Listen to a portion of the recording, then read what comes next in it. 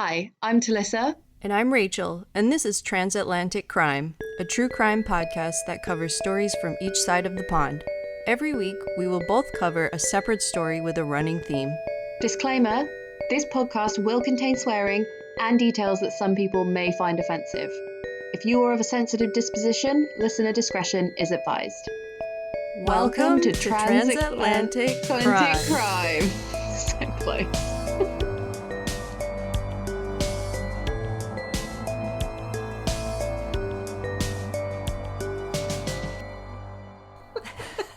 What time is it there? Good morning, it's 9:30 a.m. Oh, fuck that. Sorry about that. No, it's okay. I mean, how else are we supposed to do it? There's 8 hours between us. Yeah, it's pretty complicated. And I was supposed to be going for drinks tonight, and I was like, I'm really sorry, I got to record a podcast between like 5:30 and 7:30, which we know will turn into like 8 because we're just going to talk bollocks for like... And then I have to like get ready after as well, whatever. I see those people all the time. Like I said, we should rename our podcast The Tangent Queens. I like it though. Like, I listen to podcasts.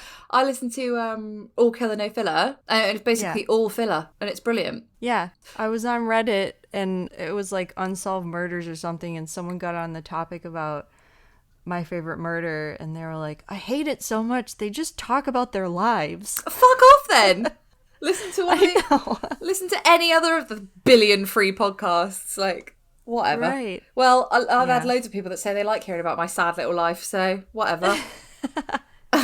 Thanks everyone for listening so far. Yeah, to that. Okay, so this week it is conspiracy theories. Yes. How did we get onto this? I think it was because we watched Unsolved Mysteries, was it? Yeah. Also, I love conspiracy theories. I think this should be episode 13, Conspiracy Theories Part 1, because I want to do a lot more.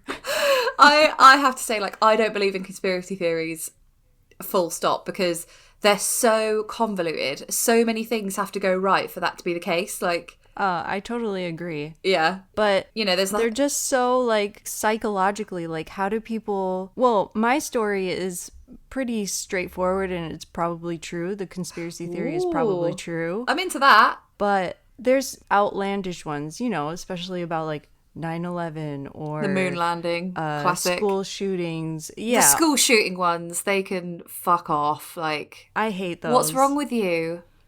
I know. What's more likely? Somebody went mad with a gun, or somebody hired extras. You are off your absolute bell end. That is nuts. I know. It really is. Yeah. Okay, so you're first this week, aren't you? Yes. Hit me with it, Rachel. I'm so ready. Here we go. I have a title this week, too. Ooh. The Mysterious Death of Bobby Fuller. Never heard of it. Okay. Very exciting. All right.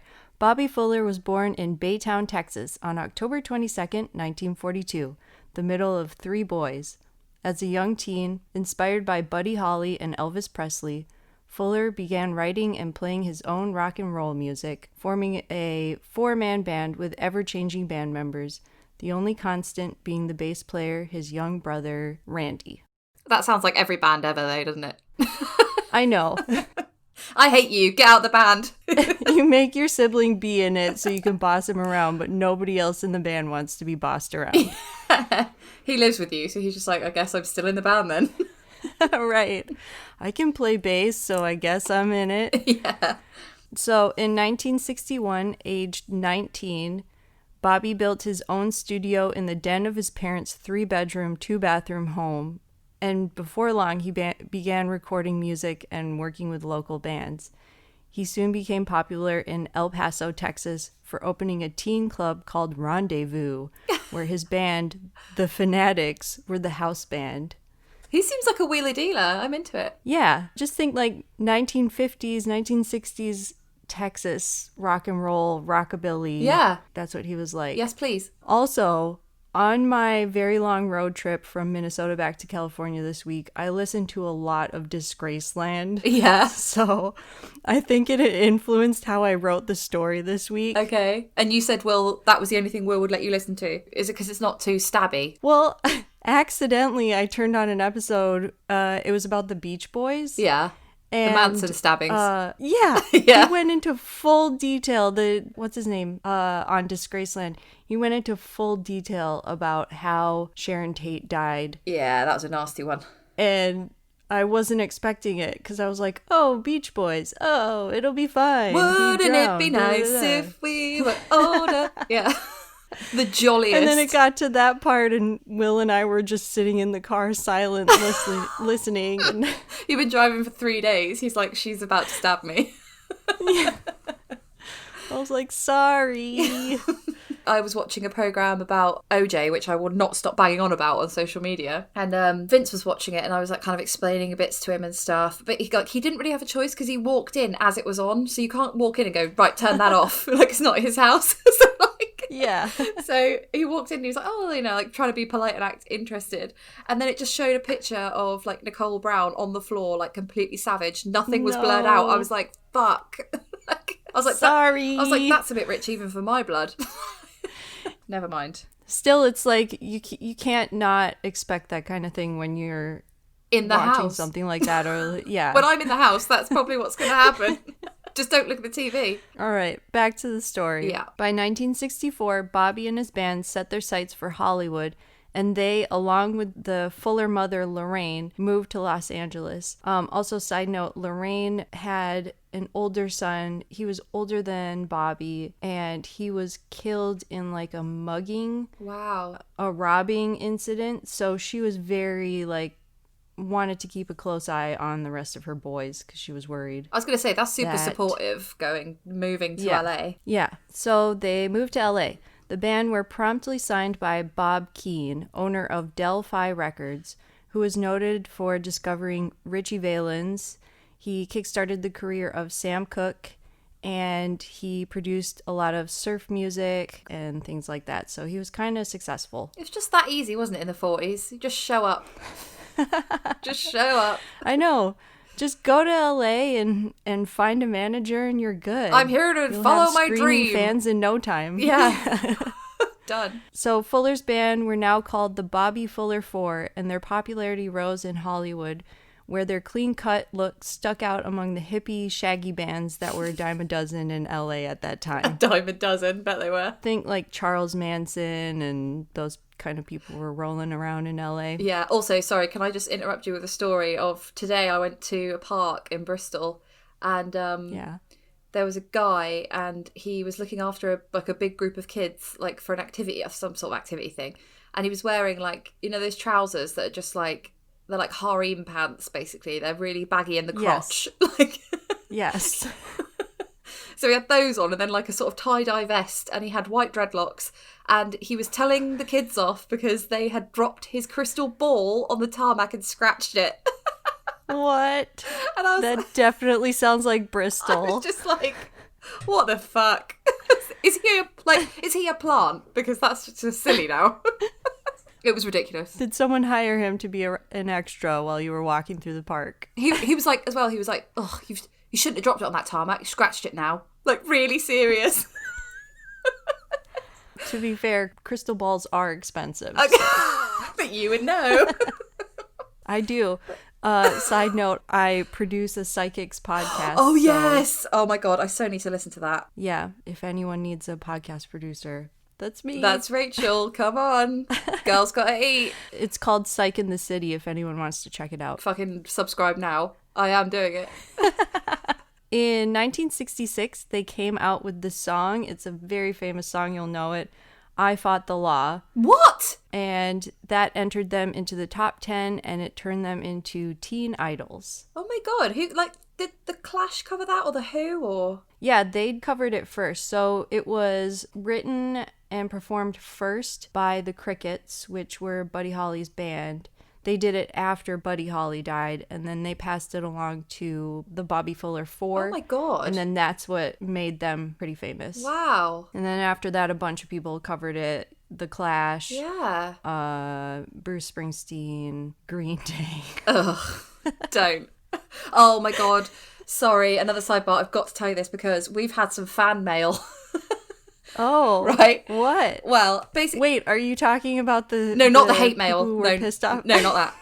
We promised we weren't going to mention that. No, it's, so it's basically a friend from my hometown listens to the podcast, and I say wrote in, left a comment on Instagram, which is today's writing in, surely, if anything is. Yes.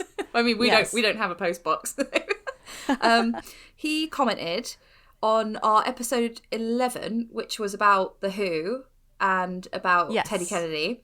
Got a lot of reactions, Yes. that one. That was the one that got the hate mail as Yeah. well. Someone was very angry that we slagged off Ted Kennedy's looks. But anyway, Ed, my friend, he said, about Green Day inviting people on stage. He said, at 16, my first Reading festival, they asked for a drummer from the crowd, and I was at the front, in brackets, a drummer, but didn't get... What? Yeah, but didn't get called up, brackets, devastated. Oh. Then at the... Then at the end of the show, they burned the beautiful drum kit they were using, in brackets, filling my soul with hate. And I didn't listen to them for about a decade. Dramatic, I know. And that's his. Wow. And that's his story about Green Day inviting people on stage. I get it. Mate, I'd rather be at the back, so I'm like, there's no chance. Even if they see me, there's no chance. Like, I know they want me, but That's when I saw them, I was 18 at Oxygen Festival in Dublin. nice. And I was way far back. Not that I would have been asked on stage because I don't know how to play Gonna say, what the you gonna- guitar or the drums. Just gonna play the spoons along to American Idiot. Yeah, exactly. Nice. They did pull a girl up on stage, so that was cool. That is cool. Back to Bobby Fuller. Yeah. So they came out in 1966. They came out with the song I Fought the Law. That put them in the top 10, and it turned them into teen idols pretty much overnight. Things started to slip downhill around this time. Bob Keane, their manager, tried to mold Fuller into a star.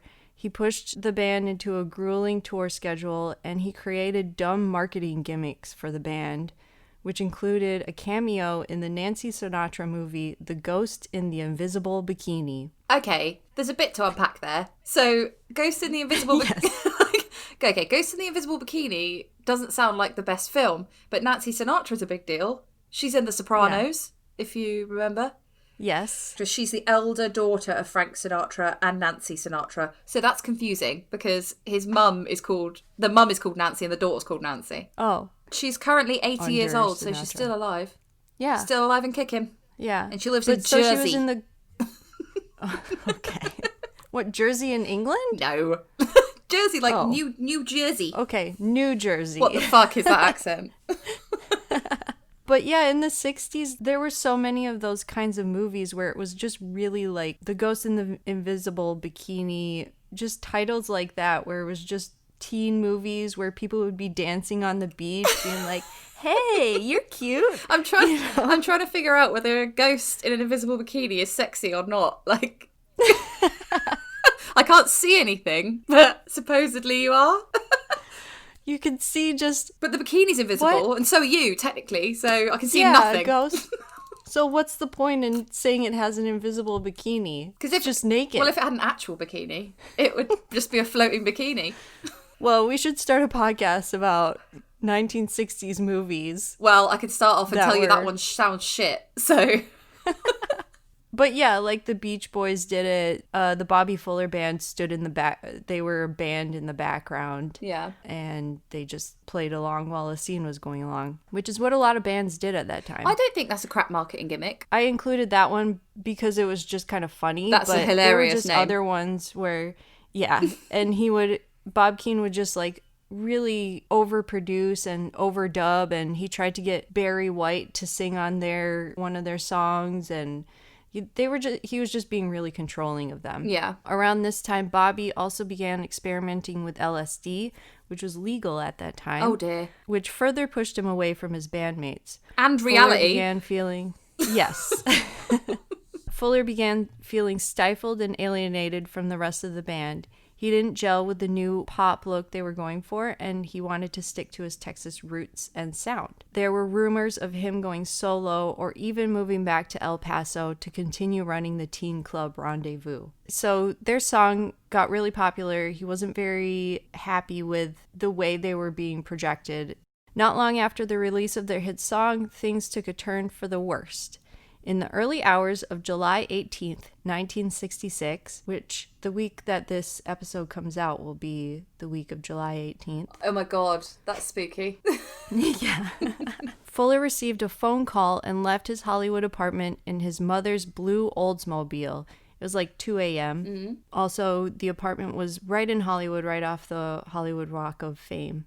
Okay. It was called the Sycamore Apartments, I think. So near where you used to live? Yes. And near where the Chinese theater is, Yeah. where the hands in the sidewalk. Yeah. Both his bandmates and his mother had no idea where he was.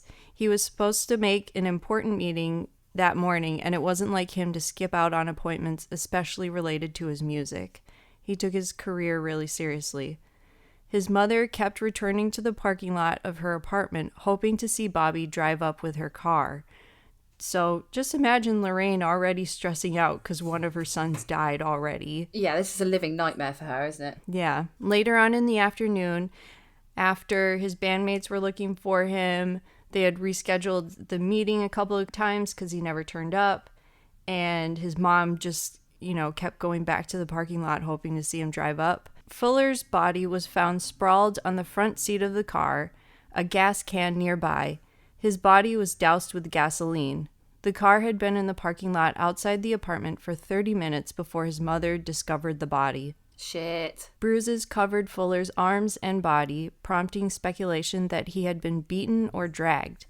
The autopsy found no evidence that Fuller was beaten. The report stated the gas vapors and the summer heat probably caused hemorrhages on the body. The medical examiner checked both the accidental, in quotes, and suicide, in quotes, boxes on the report with a question mark next to each. In a car is always a difficult one, isn't it? Because that's where people go a lot of the time. Yeah, right. To kill themselves, because it's like your own private thing that you can lock. Yeah. Well, there's some sketchy things about how he was found and what happened afterwards. Okay. So, LAPD on the scene disposed of the gas can without dusting for fingerprints. Since it was assumed suicide, Fuller's associates weren't immediately questioned, and minimal effort was made into an investigation.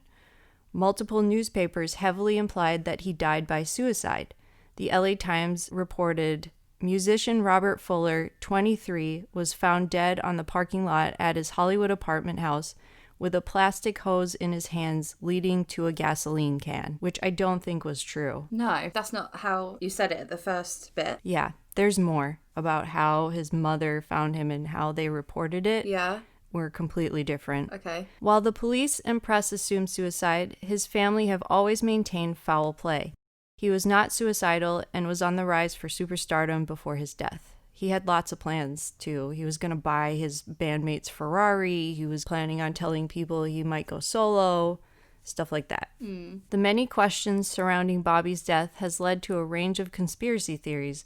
One of the biggest was that he pissed someone off in the mob. Nancy Sinatra was around, and she had, That's true. She had really big mob ties. I mean, Frank Sinatra, he did. Yeah, definitely. That's plausible. Well, there's things a lot closer than Nancy Sinatra. Okay, go on then. All right, so Fuller was found inside the driver's seat as if he'd driven himself home, but no keys were found in the ignition, and according to witnesses, Fuller's body showed signs of violence. In addition to the burns doctors said were caused by prolonged gasoline contact under the hot sun, he was covered in bruises, and one finger was bent backwards. Oh, that's a bad sign. And by the time he was discovered, Fuller's body showed signs of rigor mortis, which usually does not happen until several hours after death. Further, Fuller's bladder was full, which indicated that he had perhaps been unconscious for some time before he died. So that was in the car, and then his mom said she would basically go down every 30 minutes to see if he was driving up, to see if the car was there, to see if he was parked. Yeah. And so she said she went and checked and no one was there, went up to her apartment for 30 minutes, came back down, and he was there. That's when she found him. Yeah, because I was going to say, I was like, wait, he was just outside the apartment, but you said that she was checking all the time anyway. Yeah, he couldn't have driven up and died within 30 minutes. So it's like somebody drove him there, took the keys out, shut the door, walked away. Doused him in gasoline. Maybe they tried to light it on fire and Yeah. It didn't work. Well, that's usually like quite a threatening thing, isn't it? That the mob would do is to douse you in gasoline and then say like just taunt you basically and say like if you don't tell us what we want, or maybe they're like meant to kill him. Maybe they didn't mean to kill him, but the beating and the gasoline like killed him. Yeah. But then what did he do to piss them off? He's only a kid. All right, well, let's get into it. Sorry, I fucking every week I guess this. This is what I'm trying You're asking the right questions. I'm trying to stay quiet. So Bobby Fuller was likely preparing to break contract and go solo, or perhaps even leave Los Angeles altogether, leaving both Del-Fi Records and their investors in the lurch. It was an open secret at that time that some of these investors and many local music venue owners had ties to organized crime. Yes. There were even rumors that a woman Bobby Fuller went to meet that night, the night he went missing, was romantically tied to a mobster. We'll talk about her in a second. Okay. So Morris Levy, owner of Roulette Records, he was a notorious figure once described as the godfather of the American music business, and he was known to have a reputation of roughing people up, exploiting his artists, and he had ties to the Gambino, Genovese, and D. Calvel. I'm going to read this again. They're going to shoot you, Rach. Get it right. I know. Get my name right. Right. DeCavalcanti crime families. Okay. I'm not sure if I said that right. The Gambino one I've heard of, and the other one I heard of, but I haven't heard of that last one. Yeah.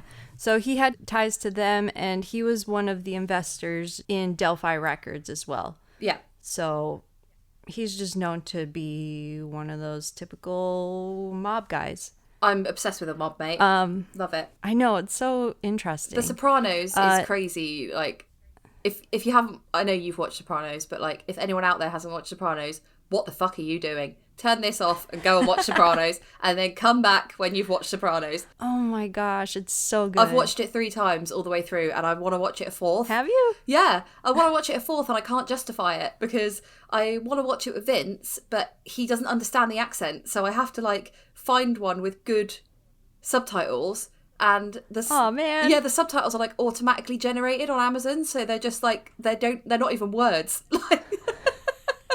And they're really laggy. And Vince was like, I can't watch this. Oh. And I was like, no. Just tell him to get used to the accent. Tell him to just try harder. Listen to different. Yeah, exactly. I remember when I was a kid and we lived in Minnesota, and my mom is English, and she would want to watch EastEnders. And my dad did not understand the accent. It's not even but he still hard. Watched it with her. I know. That's an easy one. There were just some accents sometimes, I suppose. So. Yeah. Also, I find it's hard to understand stuff when you're not concentrating because you're not interested.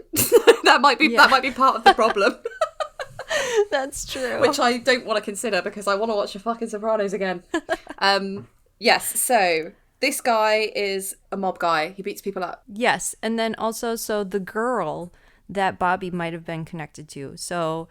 It's also not clear if the record company assigned a girl named Melody or if Bobby just met her and became friends with her, but the two became joined at the hip. What do they mean assigned her? To look after him? I will tell you. Okay. Fuck's sake. Even though they weren't romantically involved, Melody seemed to mirror Bobby's every move. It was reported that Melody was a call girl and had ties to the LA mob. She was assigned to Bobby, supposedly, to extract information about his future as far as leaving the record company. I mean, that's pretty intense.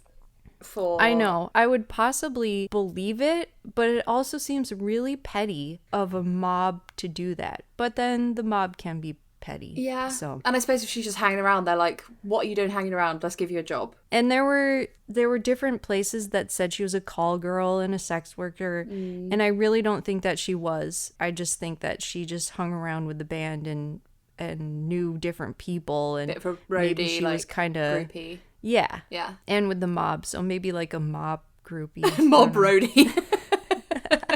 So 10 days after canceling a show in San Francisco and making his future plans known to a number of people, Bobby Fuller was found dead. So they're saying that he had told her and a couple of other close people. He had also canceled a show. So I think all of those things possibly pissed off the mob who were part of Delphi Records. It's funny. It's like, is he worth more to them dead though? Well, we'll get into that. I'm just gonna shut. You asked the questions of the. So Delphi Records had collected on the death of Richie Valens. Do you know who he is? Yeah, isn't he like with the Big Bopper or the Valence and the Boppers or? Yeah, he sang that famous song La Bamba. Yeah. La Bamba. What a tune! So he had died, and Delphi Records had managed him, and they put out a life insurance on him, so they collected money on him. Okay, that I would not let Each them of the have life insurance on me. Well, here's what happened. Each of the Fuller Band members had insurance policy paid for by Delphi Records. The policies were reported to be $100,000 each. That's loads which back was then. a lot of money in the 60s, yeah. Yeah. 4 days after Bobby's death, 3 armed men supposedly showed up at the apartment shared by the 2 other band members, Jim Reese and Dalton Powell.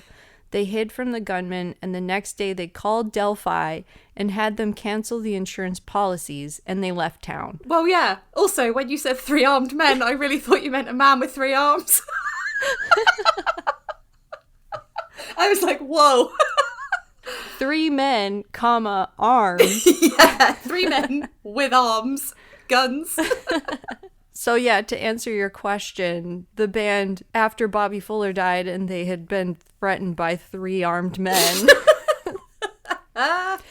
they skipped town and they called Delphi and were like, no, cancel it. Yeah. Cancel our insurance policies. Wise move. So a relative of Sam Cooke also noted that Sam Cooke's death and Bobby Fuller's death had similarities, and both musicians also had ties to Bob Keane. There's a documentary on Netflix about Sam Cooke's death. There's some theories about his death and possible ties to the mob and things like that. So That's definitely on my list to watch. yeah. Friends also suspected that Charles Manson and or the Manson family may have had something to do with Bobby's death, but that was later debunked as Manson was in jail at that time. Also, like, they wanted to start a race war and they stabbed people. They didn't want to make a secret of it. So Yeah, and that wasn't their MO, like it's not their style. dousing people in gasoline. No. Exactly. That's a mob style, isn't it? Threatening. Right. So that's the story of the mysterious death of musician Bobby Fuller. See,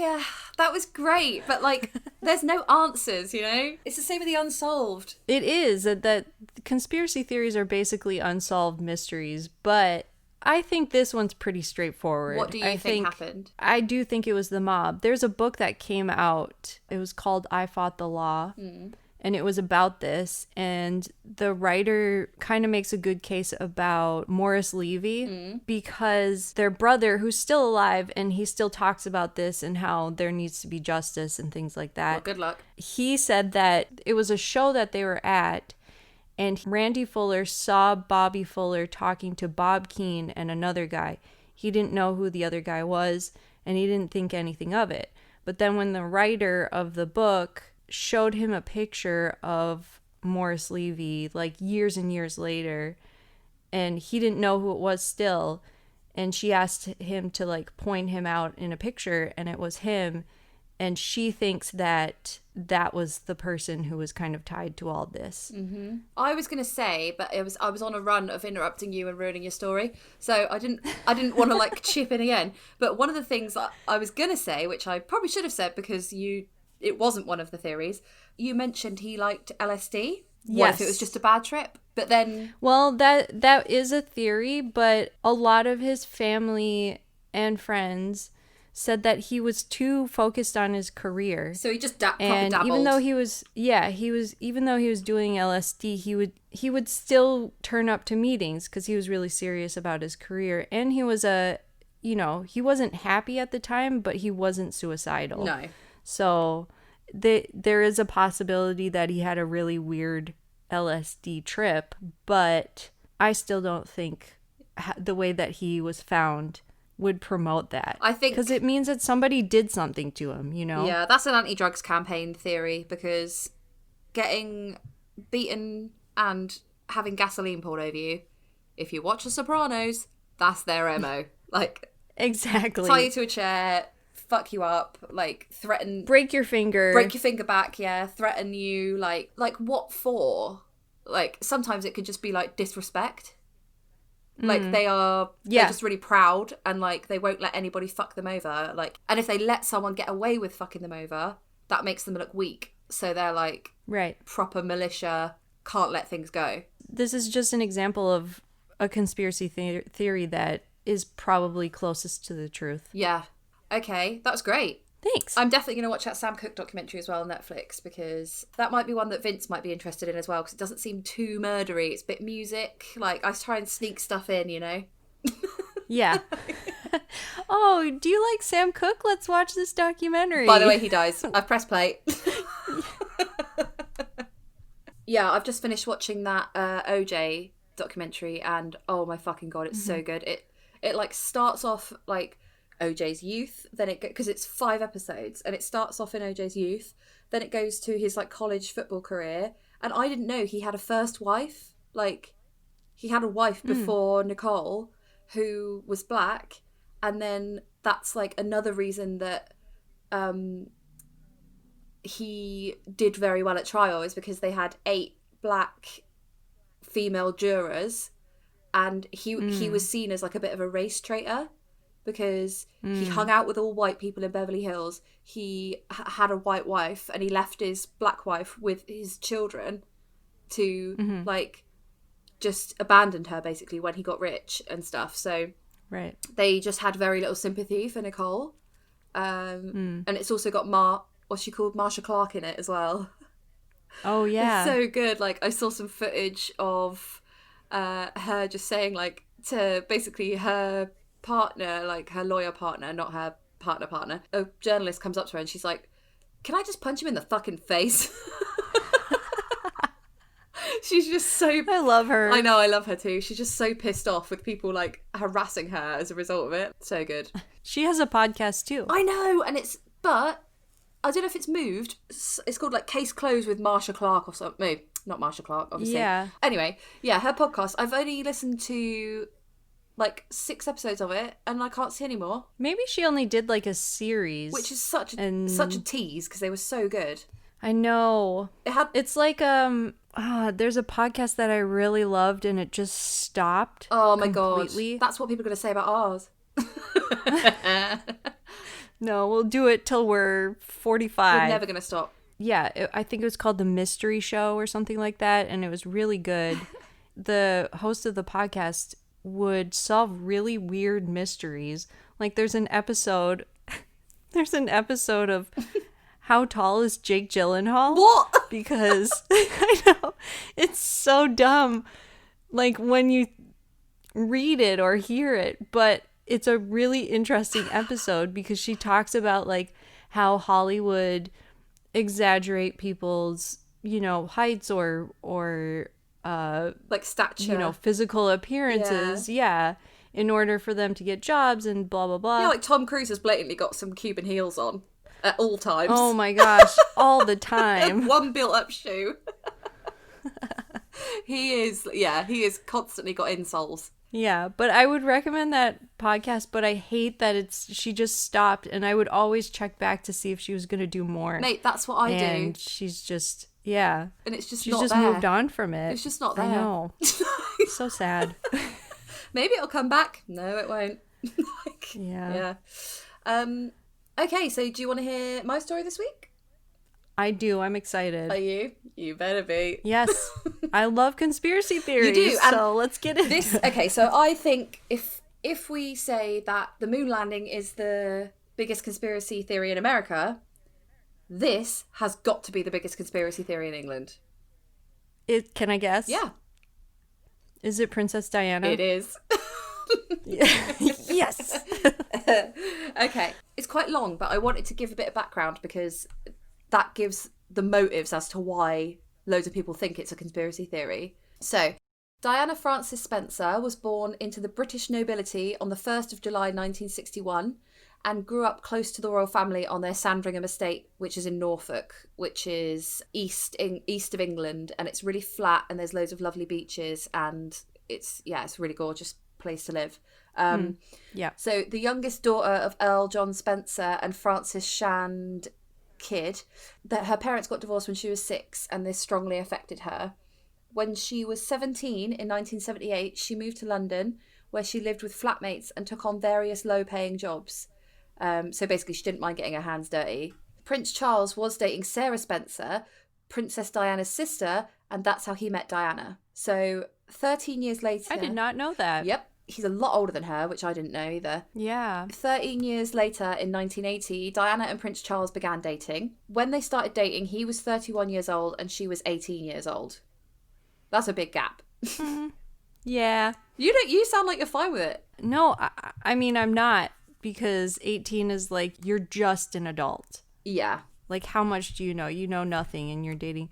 Also, I'm immediately going to, how did he date and marry a beautiful younger woman I know. and then move over to Camilla? Oh my God, don't get me started. Like, Camilla's name is mud in this house. I fucking hate her. Where isn't it? Where isn't it? Some people you really know? like her. Some people are Team Camilla. Somebody explain if that's the case for any of our listeners. Watch, we'll get hate mail.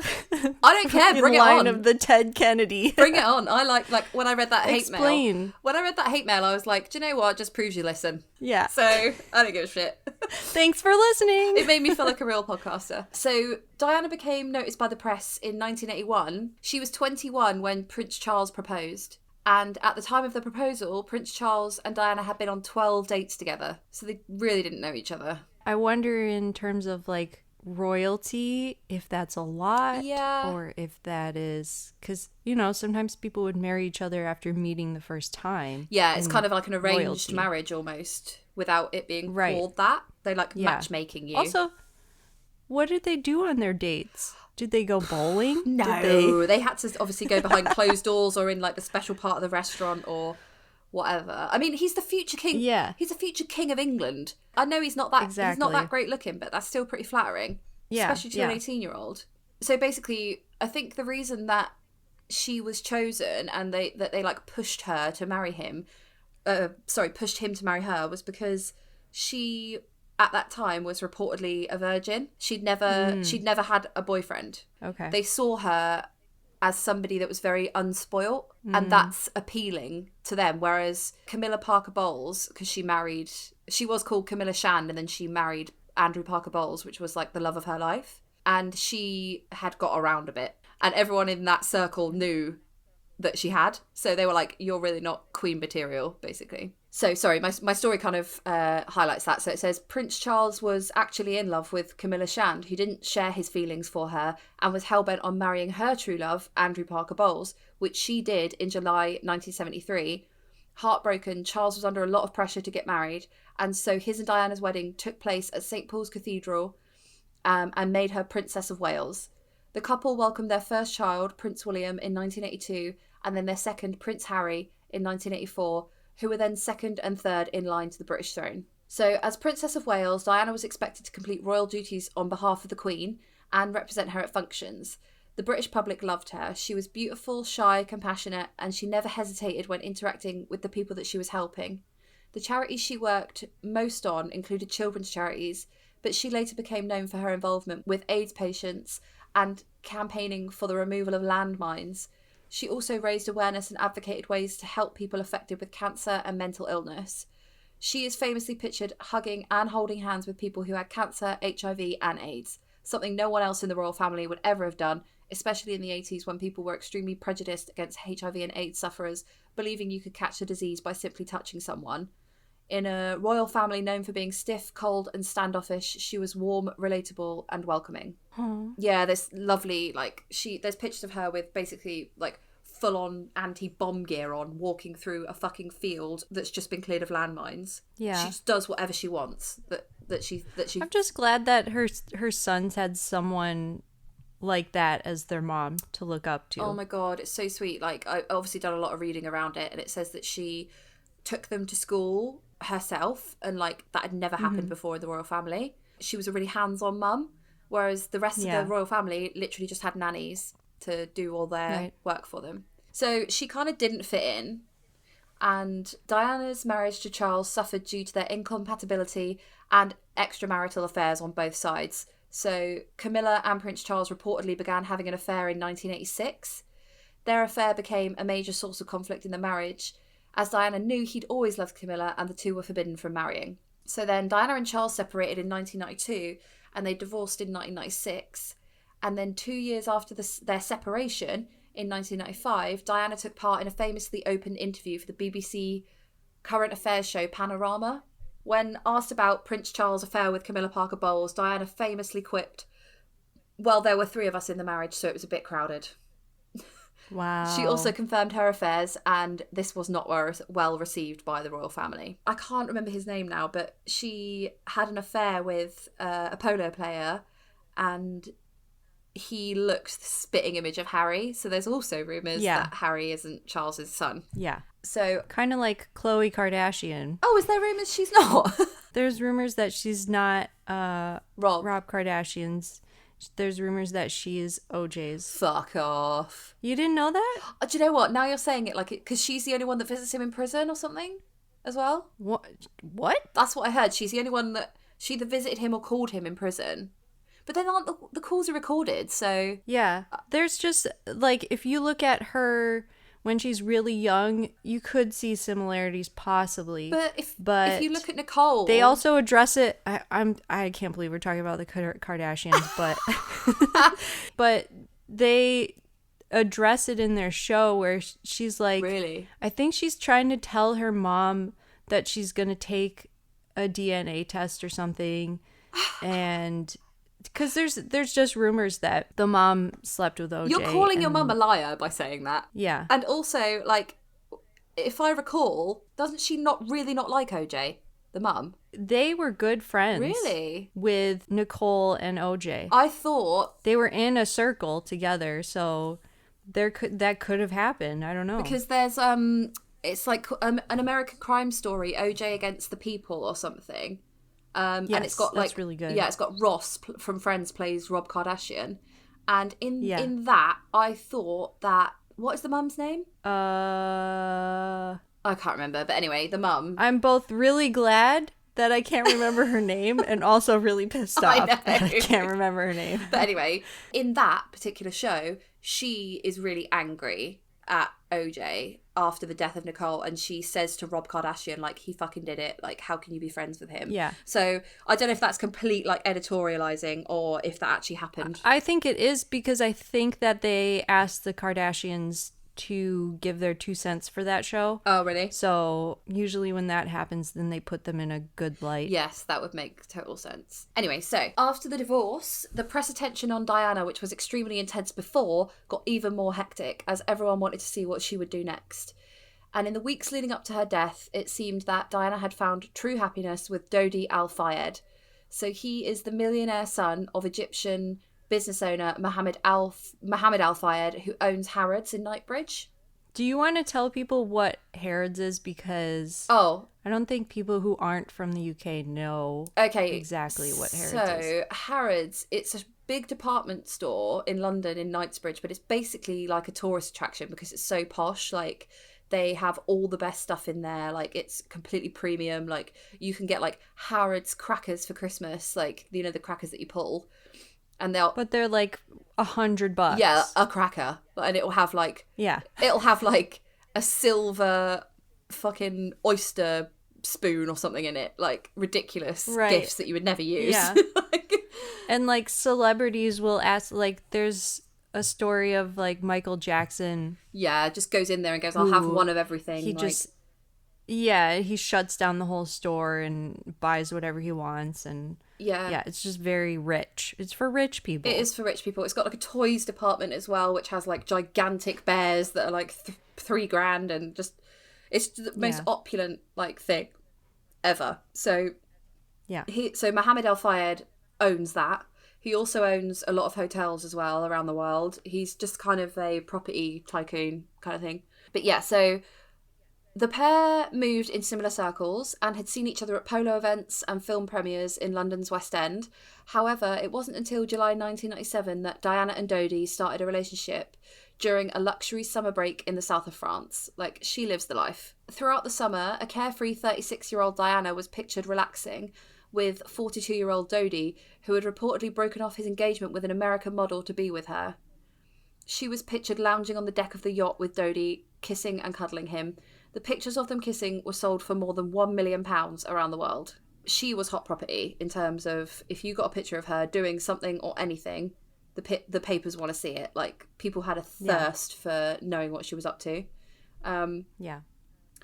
So, on Saturday the 31st of August 1997, Diana and Dodi were staying at the Ritz Hotel in Paris, which was owned by Dodi's father.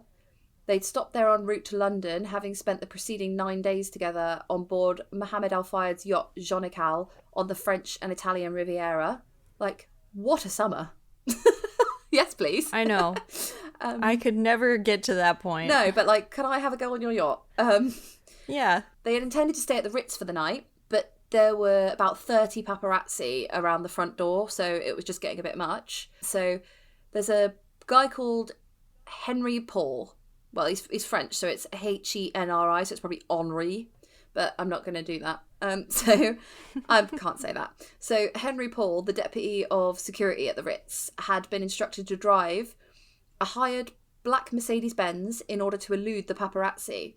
So a decoy vehicle left the Ritz first from the main entrance, attracting a throng of photographers, and then Diana and Dodi left from the hotel's rear entrance at around 20 past midnight, and they were heading for an apartment in Rue Saint-Hussein, and they did this to avoid I've already mentioned that, but they did this to avoid nearly 30 photographers waiting at the front of the hotel. Dodi and Diana were seated in the back of the car, and Trevor Rees-Jones, a member of the Fayed family's personal protection team, was in the front passenger seat, and nobody in the car was wearing seatbelts. It's a Saturday, and they've just got back off holiday, and I'm assuming a few drinks were had at this point. Yeah.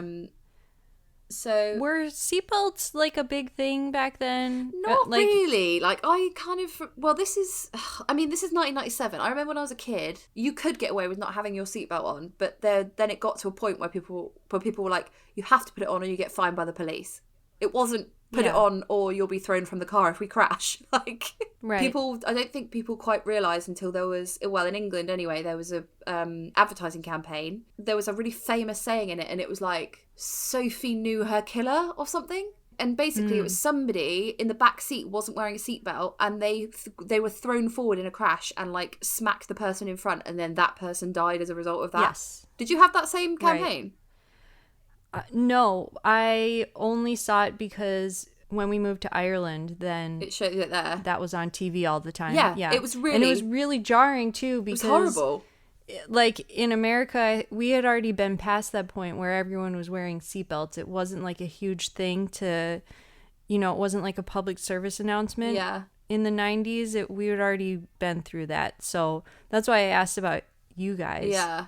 Yeah, I think it was when I was a kid, so probably like, I don't know, around this time, 1997. Maybe, do you know what? It might have even been as a result of this. Like, you don't know. Yeah, but, probably. Also, like, I remember when I don't remember it, but like my brother Ben does, when we were younger, there was a public safety campaign about don't hide in empty fridges. What? Because people used to like dump their fridge on the street, like, what's it called? Fly tipping. Like, when you just chuck your crap on the street because you can't be bothered to take it to the dump. Like, it costs money to get, like, you have to get somebody to pick up your old washing machine or your old fridge because it has to be disposed of safely. And so people would just leave their fridge on the street, and then like kids would get in them and then suffocate. So they literally had to do a campaign saying, please don't climb in fridges. Because there were too many kids doing that. Yeah. That's crazy. I can't believe. Like, and it just, I'm like, you didn't have that in America. No. No, our kids weren't fucking stupid enough to like. No, we have, the only thing that I can think of for kids was smoking. No smoking. Okay, we had Green Cross. And now it's like, no, as well. But now it's like, Juuls. Yeah. The vapes. Yeah. Now it's like, don't smoke those. Well, what are people going to smoke? Nothing. It's bad for you. Well, look. Smoke weed, but don't smoke anything weed every else. day. I don't. So they're in the car, bit pissed up, no seatbelts on. After leaving, they drove along the right bank of the River Seine. I think that's how you say it. Vince will listen to this and correct me, I'm sure. Or he won't. Do you know what? He doesn't listen to the podcast and I make him feel bad about it all the time and it really makes me laugh. Yeah, I do that too with Will. He's like, I don't like murder and I hear you all the time. Yeah. Yeah, so after they leave the bank of the Seine, they go into an underpass. And then, this is 3 minutes after they left the hotel, Henry Paul lost control of the vehicle at the entrance to the tunnel.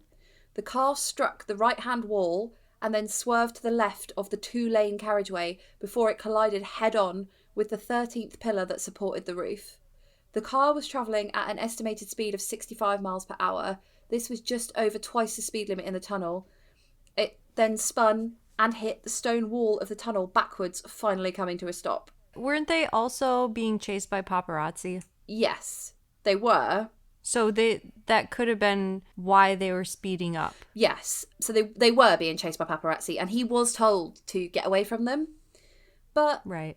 I mean, what's worse, like a picture of Diana in the car or fucking ploughing it into the side of a tunnel? Like, I think he's just really overestimated his driving ability because Yeah. I would not feel comfortable going through a tunnel at anything more than like 28 miles per hour. Some people love speed. Fuck it. Oh my god, it makes my piss boil when I see people speeding. There's just no need. Anyway. I know. I totally agree. But that might be me being old as well now. I'm just like, life is precious. It slips through your hands like the sands of time. And before you know it, you're fucking applying like anti-aging cream. Please put that in quotes on like a beautiful mountain background. Why? Yeah, I will. Little. Before you know it, you're fucking applying anti-aging cream. Right, so the impact caused substantial damage, particularly to the front half of the vehicle, as there was no guardrail between the pillars to prevent this. So witnesses arriving shortly after the accident reported seeing smoke, and they also reported that photographers on motorcycles swarmed the Mercedes sedan before it entered the tunnel. With the 4 occupants still in the now wrecked car, the photographers on motorcycles, who had been driving slower and were some distance behind the Mercedes, reached the scene. Some rushed to help, tried to open the doors and help the victims, while some of them simply took pictures. That's pretty grim. You should see the car. Imagine just being... I don't know. That It's fucking like, heartless. Like, you're taking a picture Exactly. of somebody who has had their face smashed in by the front of a car, and you're just like, ding, ding, ding, ding, ding. Like, yeah, yeah, like, get the fuck back. That's just gross. right. You should see the car as well. It is absolutely crumpled. Like, I worked on a show called The 90s Yeah. for CNN. yeah. So you've seen this. So my job was to watch all of the archival footage that we had, and I bet that was a cheery day. oh my gosh, it was like my first 2 weeks of the job. I had to watch Princess Diana's funeral over and over and over from all different angles. Oh. I watched Prince William and Prince Harry walk Oh, that's the worst bit. down the street in front of everyone. Oh. I had to watch all of the footage from many different angles of them pulling the car out of the tunnel. Ugh. I think they used a crane or something. And like, It is fucked, isn't Just- it? The car is just Yeah. crumpled up like a piece of paper. right. And then just all the footage of the hundreds of people like leaving flowers in France and in England. And this was all for like a segment in our show that didn't even get shown. No, and they it was cut about you. it was about I know. It was about like how bad the tabloids were at that time, especially in England, and how they started growing in America. Yeah, they were awful. Just how the extreme lengths that people went to get pictures, to tell a story, to sell newspapers, Yeah. et cetera, et cetera. Like, journalists would go So- through your bins, sit in your bushes, like, yeah. They would Yeah. hound people. And then if you hit them or push them away, like, that's assault. Yeah, Because they're exactly. not, like, stalking you. They're in air right. quotes. You had to take it. Yeah, basically that's the price you pay for being a celebrity, was people's attitude. They're like, oh, Right. poor celebrities, like, But then shit like this happens. Which was never Princess Diana's. It's not like she wanted to be famous. No. I think she just wanted to be a good mom. Yeah. And a good person. And I think when you're 18 and the future King of England is asking you to marry him, what the fuck are you supposed to say? Yeah. You're not going to say no. Like, right. not you one kind of person. have to say yes. Yeah, you do. Like, not one person around you is going to say, nah, knock him back, you might get a better offer. Like, Yeah. no, you're never going to He's get a not better... that good looking. Maybe, yeah. You're never going to get a better offer. Do you want to be the queen? Like, so the airbags were deployed, and then police arrived on the scene around 10 minutes after the crash, and an ambulance arrived 5 minutes after the police. So France Info Radio reported that one photographer was beaten by a witness who were horrified by the scene. Rightly so. Five of the photographers were taken into custody, and later 2 others were detained with around 20 rolls of film which were taken from them. They also impounded their vehicles. Still conscious, Rhys-Jones had suffered multiple facial injuries and a head wound. Diana, who had been sitting in the right rear passenger seat, was still conscious, but she was critically injured, and they could hear her repeatedly murmuring, "Oh my God." And after the photographers and other helpers were pushed away by the police, she said, "Leave me alone." It was reported that Diana had no visible injuries but was in shock. So she was removed from the car at 1 a.m. She then went into cardiac arrest, and then following CPR, her heart started beating again. She was then moved to an ambulance at 18 minutes past 1 and left the scene at 1:41 and arrived at the Pitié-Salpêtrière Hospital at 2:06. I don't understand if she had no visible injuries. I guess it was all internal. Yeah, that's the problem. And I've watched some documentaries on this, and that is the problem, is that she looked fine. And then obviously they had something hooked up to her heart, and her heart just stopped beating. And they were like, shit, like I can't see what it would be. So people say it took ages to get her to the hospital, but in their defense, they had to perform CPR on her there. And it was only when she was stable again that they could start moving and then get to the hospital. And they were probably surrounded by so many people at this point, so getting to the hospital must have been hard too. Yeah, I mean, it took them... So she got out the car at 1, and then it took them 40 minutes to, like, revive her again. And then she got to the... Once she'd actually left, she was at the hospital in 20 minutes, which is pretty good. So Dodie had been sitting in the left rear passenger seat and was shortly afterwards pronounced dead. Paul, the driver, was declared dead on removal from the wreckage. Henry Paul was later found to have a blood alcohol level of 1.75 grams per litre of blood, about 3.5 times the legal limit in France. And for the Canadians and the US people out there, and in the UK it's the same, so that's about 2.2 times the legal limit in Canada, the UK and the US. So they don't like you drinking in France. Like, you're not allowed to drink as much when you drive. Yeah. Here you can Makes sense. Here you can have like probably like a pint of beer, and you would be fine. Right. Yeah. Same as in America. Yeah. So, although I know people in America that drink a lot more than that and drive Yeah. all the time. It's a normal thing here, and it shouldn't be, but Yeah, but the thing is, in America, it just takes so fucking long to get anywhere. Like, you'd spend like 50 quid on a cab. I guess that's why you always have a designated driver, isn't it? Yeah, exactly. Which is boring for one person. But so, despite attempts to save her, Diana's internal injuries were too extensive, and resuscitation attempts, including cardiac massage, were unsuccessful. Her heart had been displaced to the right side of her chest, which tore the pulmonary vein and the wall of her heart. And then Wow. Yeah, so that is massive internal injury. Your heart had basically been ripped, like, from its proper place. Yeah. Think of the impact, like, that must have done that. I know. And then Well, if everyone else pretty much were critically injured or died in that, then it's not a surprise that you were so injured too. So the only person... Even internally. Yeah, so the only person that survived was the passenger, which was... I can't remember his name now, but he was the personal bodyguard of Dodie. He wasn't wearing a seatbelt, but his airbag deployed. So that probably, I don't know, probably saved him. But Diana later died at the hospital at approximately 4 a.m. in the morning. Anesthesiologist Bruno Rio announced her death at 6 at a news conference that was held at the hospital. I watched a program as well on her autopsy, and they said that they just didn't want her to die. Like, they tried everything. I mean, yeah. Until it was just completely... I'm sure. It was just completely pointless trying anymore. Like... Yeah. But she... And I know that, obviously, all doctors try really hard to save everyone, but it got to the point, apparently, with her where they were like, look, this really isn't going to work anymore. And they were like, no, we can't give up. So right. It was kind of like a dead end anyway, but they still were so keen to save her because they knew how important she was. Right. And then around 5 p.m. that evening, Diana's former husband Charles and her 2 older sisters arrived in Paris. The group visited the hospital along with French President Jacques Chirac and thanked the doctors for trying to save her life.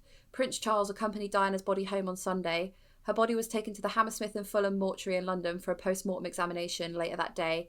An 18-month French judicial investigation concluded in 1999 that the crash was caused by Paul, who lost control at high speed while intoxicated. So that's the official party line. But conspiracy theories around Diana's death continued to circulate for years. Here are some of the most persistent. There was a mysterious white Fiat Uno. So, analysis of the wreckage of the Mercedes showed that it had come into contact with a white Fiat Uno, leaving traces of paint on the Mercedes bodywork. Mr. Fayed, so Dodi's dad, alleged that the vehicle was used by the security services to block the road in front of the Mercedes, causing it to swerve and crash into the side of the tunnel. The vehicle was then never found. The French police concluded that the high-profile nature of the case scared anyone enough not to come forward. There's sightings of this white Fiat Uno, and there's 2 main suspects who they think could have driven it. One of them had a really good alibi. The other one repainted his car as soon as he left the tunnel. That's sketchy. Yeah. So, although the guy who repainted his car, he's nothing to do with anything. He's just a French, bozo. He's like... Yeah, but what if it was, a complete accident? Yeah. That he was there. Yeah. Yeah. You know? I mean, out of all of the conspiracy theories that to do with this, that is weird.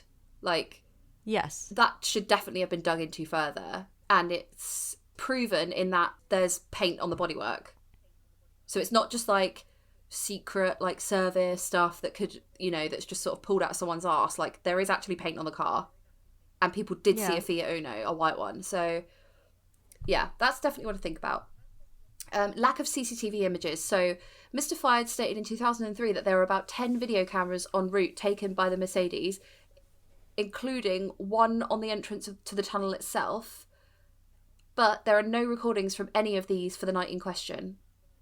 The Independent also, which is a newspaper, also stated in 2006 that there were more than 14 CCTV cameras in the Pont de l'Alma underpass, but none recorded footage of the fatal collision. I bet they did. Yeah. I bet as soon as that happened, somebody got it, deleted it, took it, whatever. Well, you know how much it's worth. I can't believe that it didn't record anything. No, that's a bit crazy. Especially 14 cameras weren't working. Exactly. Also, you know how much any footage of Diana is worth. People pay through the nose to see her in any situation, and this is, people have got morbid curiosity about this. So it would make sense if the MI5 or the Secret Service or whatever were told, get that footage and don't let it out, purely for dignity, not necessarily because there's anything fishy going on. Yeah. There's also a theory that the seatbelts were sabotaged. So both Diana and Dodi were not restrained by their seatbelts at the time of the crash, prompting some to suggest that they had been sabotaged. French investigators declared all the seatbelts operational in 1998.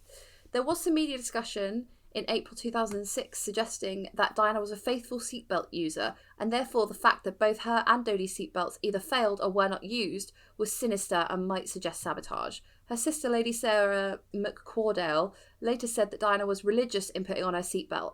Other sources question if she did in fact use her seatbelt all the time, as was suggested. What is certain is that... I don't agree with that one. What do you mean? If you've had a couple of drinks and everyone gets in the car and, Maybe they're it's talking. 3 minutes into your journey. Yeah. Exactly. You've just left. So maybe you're not concentrating on doing that straight away. Like, God knows what he was talking Just because about. Like, he could have been saying, "You're the love of my life," whatever. She doesn't want to go, "Excuse me, let me just put my seatbelt on." Like, yeah. Excuse me, I just have to interrupt you to put my seatbelt on, which I religiously do. Yeah. As my sister, Lady Sarah, knows. Yeah, I get what you're saying. What is certain is that she was not wearing a seatbelt, and this made things worse. We would like to think that if she had been wearing a seatbelt, we'd have been able to save her, said Professor Andre Leinhardt, who reviewed the emergency services response for the French government investigation. She would definitely have been fine if she had a seatbelt on.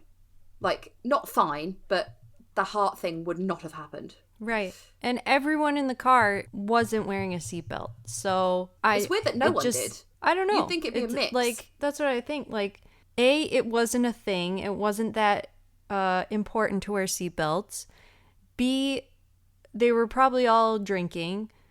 C, well, the front two were security, yeah. So maybe they didn't wear seatbelts for that because they need to get out of the car quickly, right. Maybe. I don't know. They had just left their destination. Yeah. So 3 minutes is not a long time. And then they're being chased by the paparazzi as well. So you're like, fuck. We thought the decoy car worked. Yeah. It obviously didn't. You can kind of see how it all got, like, caught up in the drama, and then it was too late. Yeah. So Henry Paul, the driver, loads of people were convinced that he was something to do with it. The fact that he died in the incident would seem to provide fairly conclusive evidence that he was not behind the crash. But according to conspiracy theorists, Mr. Paul was being paid by a national security service. The main piece of evidence for this is supposedly the fact that he had a lot of cash on his person at the time of the car incident. These allegations are covered in Chapter 4 of the Operation Paget Criminal Investigation Report, which was basically it was a report run by the English government because there were more than 175 theories put forward by Mohammed Al-Fayed as to why this crash was on purpose, and he wanted them looked into. And the papers and him made such a fuss that we actually spent millions of pounds doing an investigation to, like, put it all to bed because it was getting feverish. Like, out of hand. The rumours were getting out of hand. Like, people were convinced that the Queen and Prince Philip had bumped Diana off because they didn't want her marrying a non-Christian. And there was also a rumour that she was pregnant. Yes, I heard that. Yeah, and they obviously don't want, like, the future heirs to the throne to have, like, a half-brother.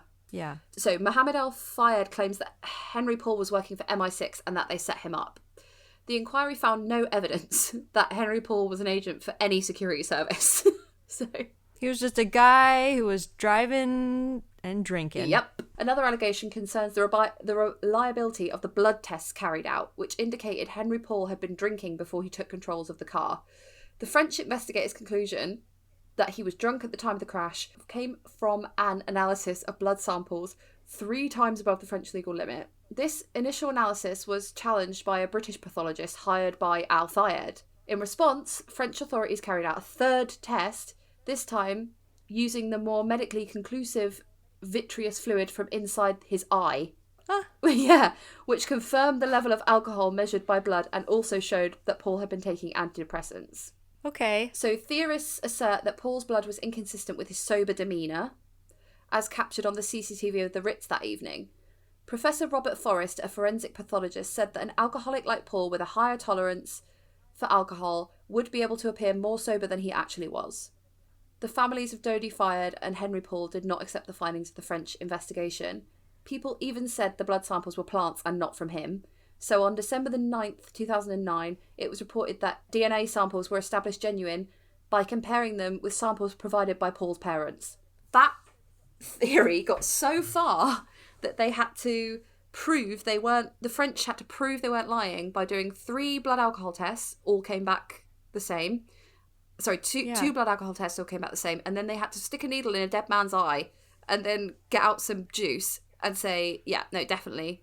Like, that's how willing... Such a waste of time for everyone involved. Yeah, plus, like, he could still be drunk and want her dead. Yeah. I guess his family didn't want to admit that he was an alcoholic, but his drunkenness is kind of neither here nor there. Like, he crashed the car. He was going really fast. Like, even if he wanted to kill her, he killed himself So how is he going to benefit from it? Unless he's like a suicide mission. Well, just the whole thing about them thinking that it was planted and it was somebody else's test. It's just like, no. I think the French have gone far enough to prove it. What would be the point of that?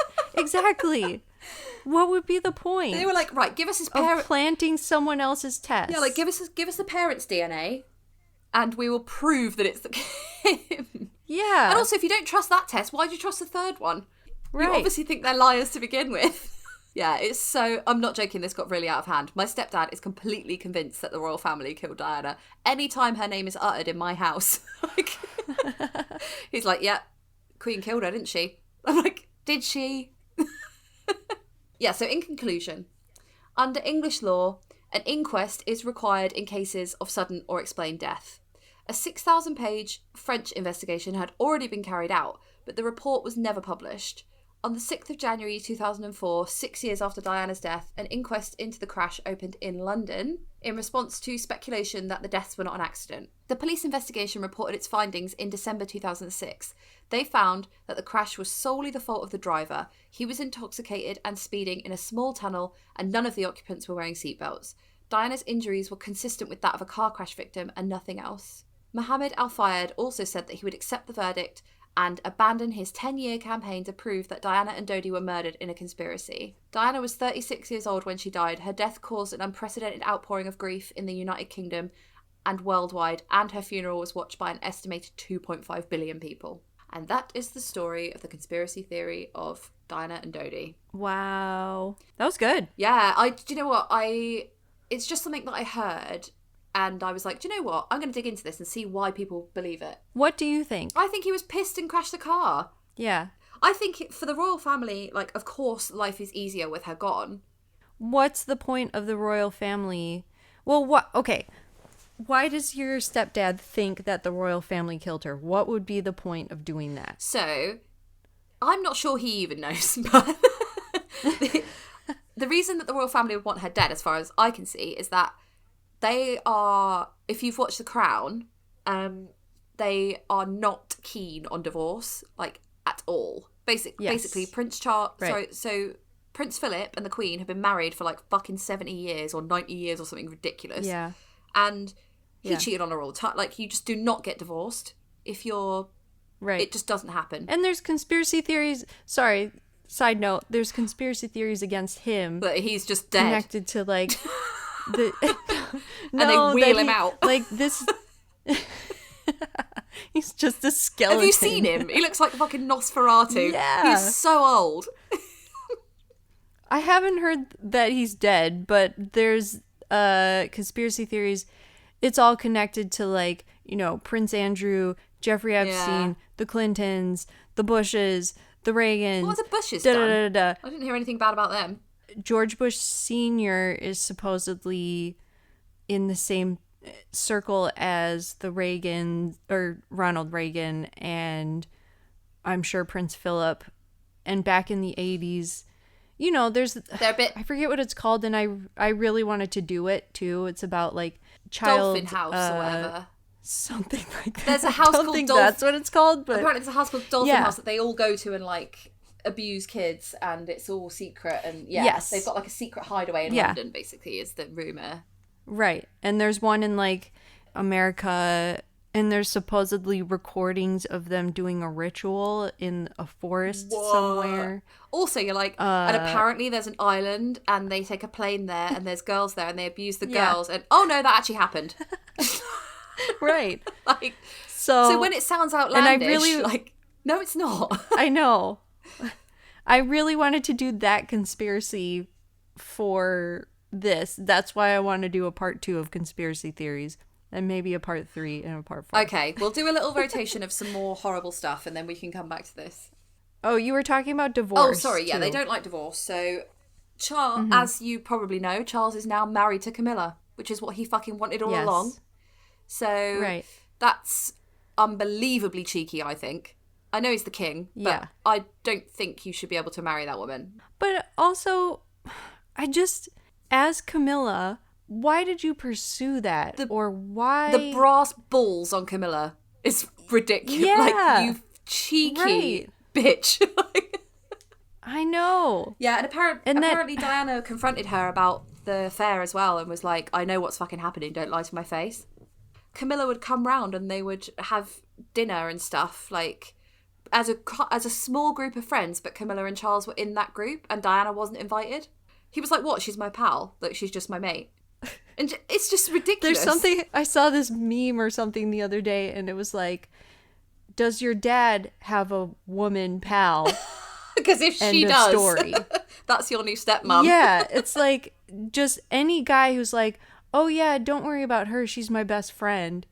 It's like, does your dad have a female best friend? No. Nope. Okay, the end. Yeah. Guys don't do that. Like, You know, Vince is quite sort of not like feminine. well, he's French. Yeah, I guess that is different. Rachel, slap me down. Like, it's so quick. Yep. You're right. I've had this conversation with Will too, because his girlfriend before me was French. Right. He says the same things, like they just have their exes around and it's not a big deal. No. And they're friends and it's just a French thing. Yeah, it truly, truly is. But, like, Right. Vince has got some exes that I really like. Like, it's kind of a like a new beginning for me, because I always had a problem with exes, but then Vince is so nice that I see, and also, girls listening, you all know that when you meet a girl and they've been with your boyfriend, and if they are anything but completely fucking lovely to you, you're like, fuck you. Yeah. Whereas, like, I've had girls be like a bit snotty with me, and I'm like, you are gonna get cut out. Like, he's got one girl that I knew he was with for a little while, and she is so nice to me. She's the best. Comments on all my photos, telling me that I look good, like saying I want to hang out with you guys, like sending me books. Like, she's great, and she's got a new boyfriend. Does she listen to the podcast? I don't think she does, but I don't think she does, but if she does, then she's called Claire and she's really nice. So, you know, that, and like, that's what I was explaining to Vince, like, so I've got a friend called Paul, and like, we've like gotten together, but if he bought a new girlfriend to meet, I would be so nice to her. Right. Because I'd be like, I want to be friends with you still. And I know that you try extra hard. if I'm a dick to your girlfriend, that's not going to happen. So, like... Right. The girlfriend has the upper hand. Always. So if she says something to her boyfriend about you, or you're gone, basically. has a problem. Exactly. Like, yeah. So just get that in your head. Like, anyway, Camilla. Camilla. Butt out, Camilla. So... Don't be a Camilla. Don't be a Camilla. In a world of Dianas, don't be a Camilla. There's this incredible GIF that I'm going to put up. Sorry, not GIF, meme. We mention a meme every show. There's got to be like a meme of the show. I know. But there's an incredible meme, and you just send it to somebody when they're upset, and it's just Princess Diana's face with her head like a little bit tilted to the side, looking really sympathetic, and it just says on the bottom, Aw. "Oh, babe." And it's just like the most comforting thing.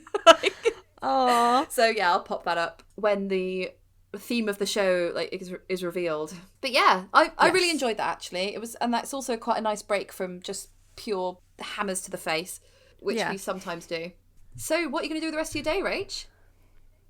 I'm gonna edit this episode. At the speed of light. Yeah, so that it's ready for all our listeners on Monday. Yeah. And I have a lot of work to do since I've been in Minnesota for the past couple of weeks. So I have to edit a documentary. I have to edit some other stuff.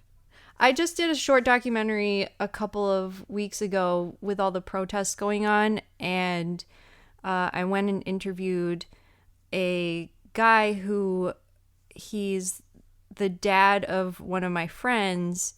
Like, he saw Malcolm X speak. He's black. He joined the Nation of Islam. He saw Malcolm X speak. He saw... Oh my God. He was around when the Black Panthers were around in LA. So he just talked about that. That's so and cool. I kind of... Yeah, it was cool. And I kind of talked to him about it in terms of, like, what's going on right now with Black Lives Matter and things like that. So was it really interesting? It was very interesting. So... It was me, my husband Will, and my two cameramen. we went to his house, which was like an hour away, and he told us 30, 40, 50 years ago, I would have never thought that I would have 2 white people in my home. Wow. Yeah. Wow. And me and Will were sitting there, and Will was like, and we're 2 of the whitest people. Like, you really are. Physically. Yeah. Irish. Like, your skin's nearly see-through. Exactly. So it was just cool. And he was just awesome to talk to. And he was like, yeah, I never would have thought. And it's great. And his whole message now is like, everyone just needs to love each other. That's and lovely. Leave things up to God and just listen to each other. So yeah. Oh, that's like giving me goosebumps, mate. I can't wait to watch that. It's gonna be great. I'll send you the rough cut, and then Hell yeah. I'm hoping to post it this week. Well, so we will post if you want the us week to. that the podcast comes Yeah, out. if you want us to, we'll post it on socials, and obviously we can do what we want. It's our fucking socials. Yeah. Have to ask my permission. What have you got planned for the weekend? So I really want a drink right now, but I basically have to get ready and then drive to Vince's. And once I get there, it'll be great because I'm going to see my friend Jenny, and she is like a first responder. So she cool. always has the best stories. And yes. And she's so dry. She's just like, yeah, basically tells me how people call for an ambulance and then they'll go, yeah, you took too long, so I just left. She's like, can you not?